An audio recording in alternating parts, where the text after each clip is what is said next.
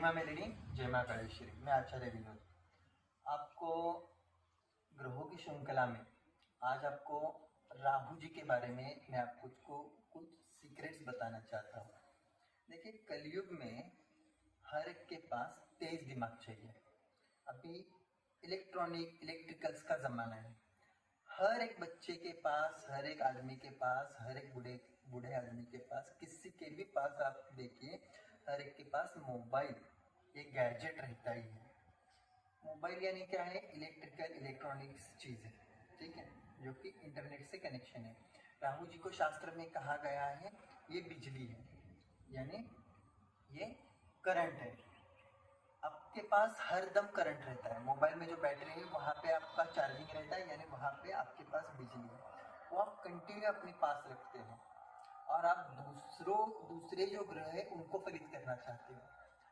तो एक समझने की ये बात है कि आपके पास ऑलरेडी जो सिस्टम है, आप उसके ऊपर अच्छा वर्क कीजिए, डेफिनेटली आपको उसके रिजल्ट भी अच्छे मिलेंगे। ऐसा नहीं मैं कह रहा कि बाकी के ग्रहों का कुछ उपाय नहीं करना। आपके कुंडली में जो ग्रह प्रॉब्लम्स दे रहे हैं, जो ग्रह वक्री है, जो मारक है, जो अस्त है, जो नीच भाव में बैठे हैं, जो मृत्यु स्थान में बैठे हैं, जो मोक्ष में बैठे हैं, जो शत्रु स्थान में बैठे हैं, एक पूरा का पूरा कैलकुलेशन करके जो ग्रह बाधित है आप उनकी उपासना कर सकते हो। ये हो गया कुंडली का एक भाग। लेकिन जैसे कलयुग में माता महाकाली, माता बगलामुखी, माता मेलेडी, काल भैरव और पंचमुखी हनुमान, ये 5 देवी देवता बहुत क्विक आपके समस्या को हल करने के लिए आगे आने वाले देवता हैं। सभी देवता हैं, लेकिन कलयुग में ऐसा शास्त्र कहता है कि ये 5 देवी देवता बहुत क्विक आपकी हेल्प करते हैं, मदद करते हैं। वैसे ही अगर ग्रहों में देखा जाए तो राहु, केतु और बुध, ये 3 ग्रह जो है वो ऐसे ग्रह है कि जो आपको स्पिरिचुअल में, फाइनेंस में और बुद्धिमत्ता में सभी जगह पे काम करते हैं। देखिए, राहु जो है वो उनका भाग आपने देखा होगा तो वो सिर का भाग है। तो सिर यानी आपके हर एक पोर्शन में काम आने वाली चीज है। वहां से आप फोकस कर सकते हो, किसी का फोकस हटा सकते हो, आप जहां चाहे उतना तेज दिमाग चला सकते हो। वो एक्टिवेट कौन करेगा? राहु जी। सेकेंड थिंग, केतु जी, जो कि बॉडी का पार्ट है। शुक्र का काम भी केतु जी करते हैं और गुरु ग्रह का भी काम केतु जी करते हैं, ठीक है। लोअर बॉडी जो शुक्र जी का पार्ट है और केतु जो कि अध्यात्म का भी कारक है, जिनको गुरु जी का चेला कहते हैं, तो वो गुरु ग्रह का भी काम करते हैं। और बुध एकमात्र ऐसे ग्रह है जो कि शनि महाराज का भी काम करते हैं, सूर्य जी का भी काम करते हैं और मंगल जी की सेटिंग भी वही करते हैं। देखो कैसा होता है कि शनि महाराज को न्याय की देवता बताया गया है, यानी फिलहाल की कंडीशन में अगर जज कौन है कोर्ट का, हाई कोर्ट का, तो वो हो गए शनि महाराज ग्रहों में।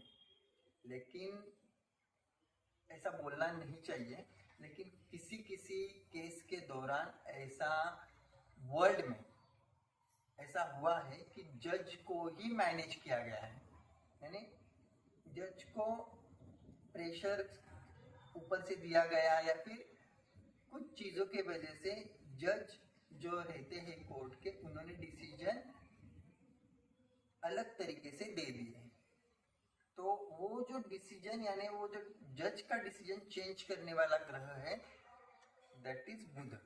शनि जी का भी जो कर्म फल वो शनि जी दे रहे हैं, वो मैनेज करने वाला ग्रह जो है वो बुध है। बुध को आप छोटा मत समझिए, बुध ग्रह को राजकुमार कहा जाता है ग्रहों का, लेकिन वो छोटे नहीं है, उनके पास बहुत दिमाग है। इसीलिए तो बुद्धि के लिए बुध जी की उपासना करने को कहते हैं। बुध जी की आराध्य देवता भी गणपति जी है, सरस्वती माता है, तो उनकी देवता ऐसी है कि जो बुद्धि के रिलेटेड है। तंत्र में अगर आप जाते हो तो 9वीं महाविद्या माता मातंगी जिन्हें उच्चिष्ट चांडालिनी भी कहते हैं, उनका हर एक पिक्चर आप देखिए ग्रीन कलर का है। और ग्रीन किसे रिप्रेजेंट करता है? बुध जी को। बुध जी का कलर बताया गया है ग्रीन, माता मातंगी का कलर है ग्रीन, और उनको वाणी की देवता कहा गया है। आपने कभी अगर मातंगी माता जी का फोटो देखा होगा तो आप देखेंगे कि राज मातंगी जो है उनके पास वीणा है, और फिर भी उनके पास एक तोता है ग्रीन कलर का। और उच्चिष्ट मातंगी है, उनके पास शस्त्र है, लेकिन उनके पास जो तोता है वो बैठा है एक कपाल पे, यानी उनके पास भी ग्रीन कलर का तोता है। तो बुध वाणी का और बुद्धि का कारक है। माता मातंगी नववी महाविद्या, वो भी वाणी और बुद्धि की कारक है। वो शत्रु का संहार करने में भी उतनी तत्पर है।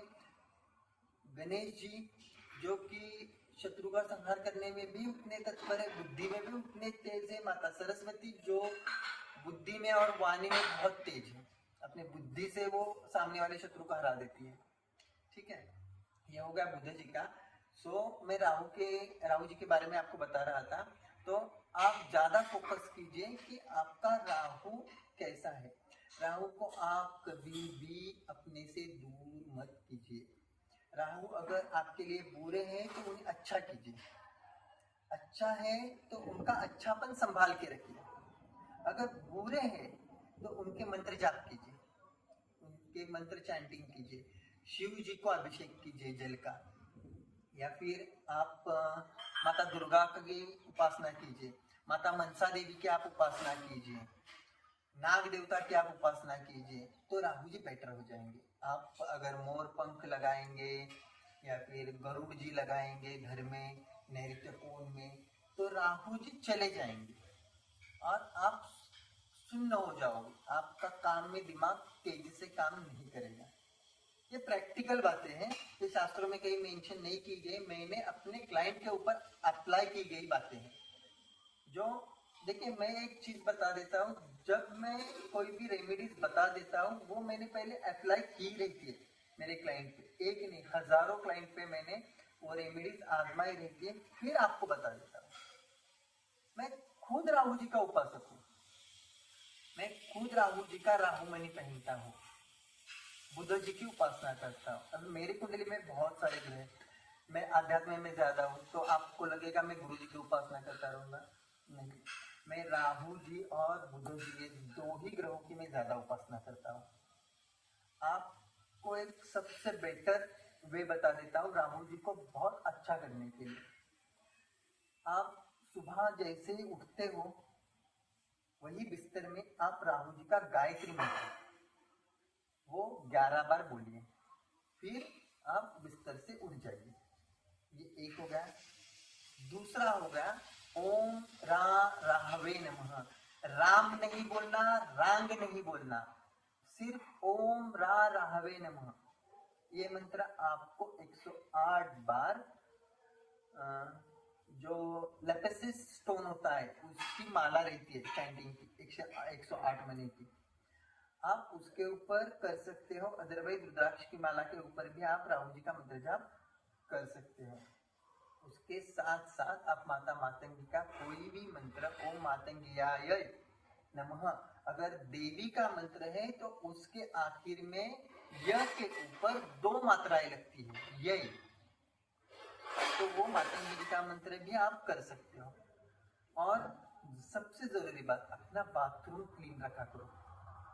बाथरूम आप नहाने के बाद आपके नहाए गए पानी के ऊपर कोई और पर्सन पैर ना रखे, इसका बहुत जरूरी है ध्यान देना।